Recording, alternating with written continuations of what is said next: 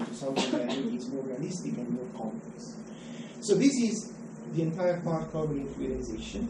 And then there is a final part of the module that is about crystallization, and here you deal with crystallizers. So first of all, the fundamentals of crystallization, what a crystal is, nucleation, growth, which are the most important processes in the crystallization, the synthesis of crystals. So we study what they are, we study how to measure them, how to model them kinetically, and then we study population balance modeling, which is, essentially a mass balance equation, if you want. It's slightly more complex and refined. That allows you to work out which kind of particle size distribution of crystals you get out of a crystallizer. All right. So, and in the end, there is, a very simple, model to design crystallizers. All right.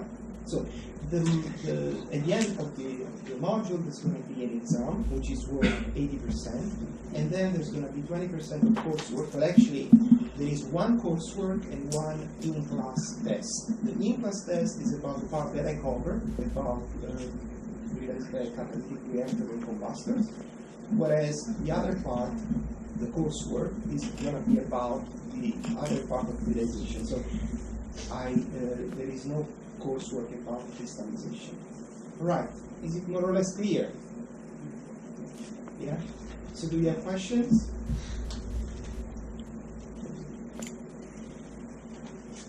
So basically, this model doesn't have any prerequisites. Yeah. No, it doesn't, because we really start from scratch. So basic engineering background is yes, sufficient. Yes. And also if you're not a chemical engineer, because we start really from the basics, and especially, the free particle interaction force is one that we cover in detail, because of course it is essential. I imagine that chemical engineers would already know, about the drag force, about buoyancy force, for instance. And when it comes to my part, for instance, there is a catalytic fluidized bed reactor. There might be some students who have already covered catalyst particles, the effects of catalysts and so on. But I covered that part just to make sure that everybody is on the same level, and also so that I don't use concepts that maybe have not been covered entirely if you are already a chemical engineer. So really, we really start from scratch.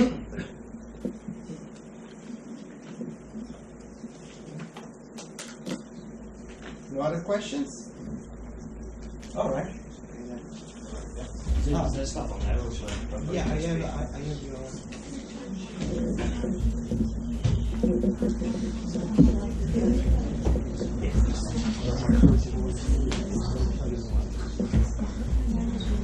Right, hi everyone. My name is Roger Jervis. I'm a lecturer in chemical engineering. I'm going to be covering Dan and Paul's modules today on energy systems and sustainability, and Paul's on electrochemical engineering. They can't make it today, I'm afraid. But just as a brief introduction to this module, it will give you a sort of broad knowledge of all different types of energy systems. So this is conventional things like combustion and turbines and gas generation and all this kind of stuff, and including the heat transfer and elements that go along with that, and how to design these systems to become more efficient and more sustainable. And then also to look at a wide range of different renewable energy technologies. So this will give you a sort of broad background in how they all work, things like wind and solar, biofuels, new nuclear techniques, fusion and things like this, so you get an idea of how they work, how they can be made more efficient, and the various different scientific and engineering principles that govern all of these different systems. We'll then go on to talk about more advanced energy conversion technologies like fuel cells. So fuel cells are devices that generate electricity directly from fuel, often something like hydrogen, without any combustion. And so this gives you a good comparison on how, using electrochemical methods, you can get much more efficient energy generation compared to burning a gas and heating water and driving a turbine and all of these various steps that involve in conventional energy systems.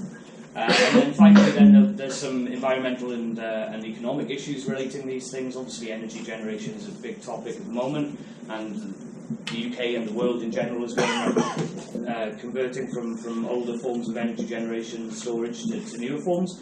So we'll get a background about that sort of issues as well. There's 40% coursework, which will involve designing an energy system. Won't tell you which one it is yet, but you'll have to design and scope a full energy system. And then there's also an element of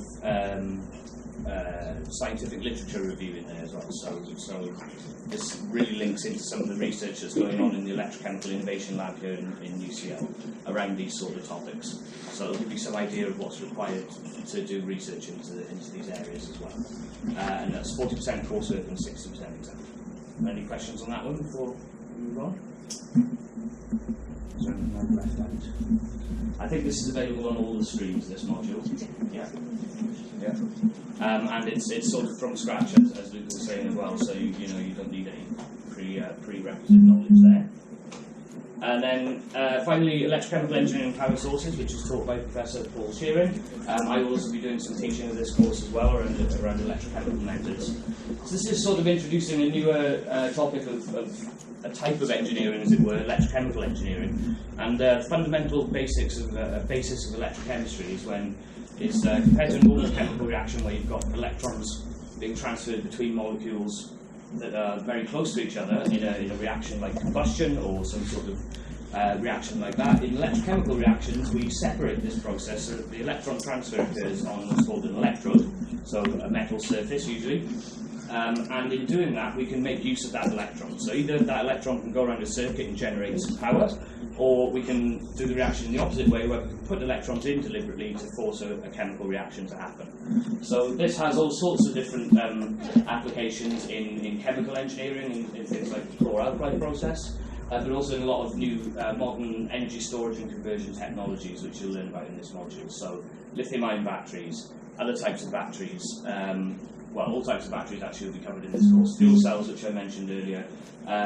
Corrosion analysis, which is really important. It's also an electrochemical process. Catalysis, electrocatalysis in particular. And then looking at the different electrochemical characterization techniques that you need to use to assess these devices. So this goes from fundamentals on voltammetry, thermodynamics, kinetics, and processes like this, and then really puts it into the applications of how these techniques and technologies work. So obviously lithium-ion batteries are very important things currently. There's a lot of funding and research going into batteries at the moment. The government announced a big Faraday battery challenge to try and improve battery technology in the UK. So there'll be a lot of jobs around in the next sort of 10 years around these kind of systems. Fuel cells as well. If we need to produce more renewable energy, we need to be able to store this stuff efficiently and cheaply. And so electrochemical engineering is likely to become something very important in the future. Well, it already is, but likely to increase in importance in the future. And again, this is split between coursework and exam, 30% coursework in this case. The coursework for this, you'd be asked to sort of to reverse engineer a lithium-ion battery. So figure out how much of each type of material you need there. So this is a diagram of the positive electrode material in a lithium-ion battery. You've got these layered materials, and then you've got graphite on the other side, and you have to kind of balance them depending on how many electrons you want to store and how efficiently and stuff like that. There's also a poster session element of this module, so you'll be asked to produce an academic poster in the same style that you would if you were a PhD student going to a conference. So this will be a sort of A-note poster on a topic of your choosing between, I think, groups of 4 or 5 of you will work on one of the aspects of electrochemical engineering, produce a poster on it, show some up-to-date research, and then talk to current PhD students and postdocs about what you found. So that's quite a really useful exercise in how these sort of academic research things tend to happen. These two modules are obviously quite interlinked, so it might be quite useful if you think about doing one of them to also do the other. And they're also quite strongly linked with some of the research we do in the basement of the Roberts building here in the Electrochemical Innovation Lab, and you'll get to see the kind of stuff that we do there in the lab around these technologies. Work quite closely with current PhD students and postdocs and that kind of stuff as well. Any questions about that?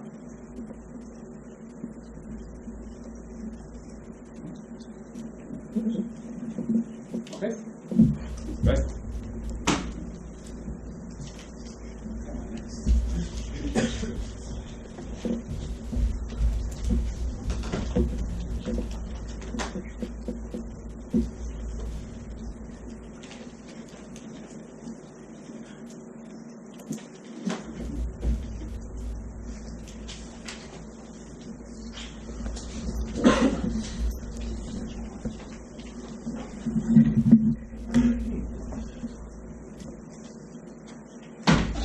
link to.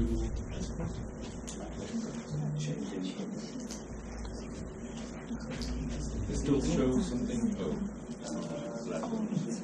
Here we go. PGA. Put it here. Fantastic. So, good morning. It still is, everyone. So, we all are here to, well, first of all, welcome you here as new MSc students. My name is Marco Coppens. I'm also the head of the Department of Chemical Engineering, but I wanted to introduce a course I'm offering, both to fourth years chemical engineering students and MSc students. It's the fourth year that we are offering this. It's called Nature-Inspired Chemical Engineering, or NICE as I call it, and which is very related to research we do in our group, and it's part also of the Center for Nature-Inspired Engineering. I think this is a quite unique offering. There is no other university you'll find in the world where this type of course is offered, and I hope this is something of interest to you. So what is this all about, this NICE? Well, it's really the concept that when we look at nature with the eyes of a chemical engineer, there's actually a lot of lessons to learn to solve problems we see in chemical engineering. Think about a tree, for example.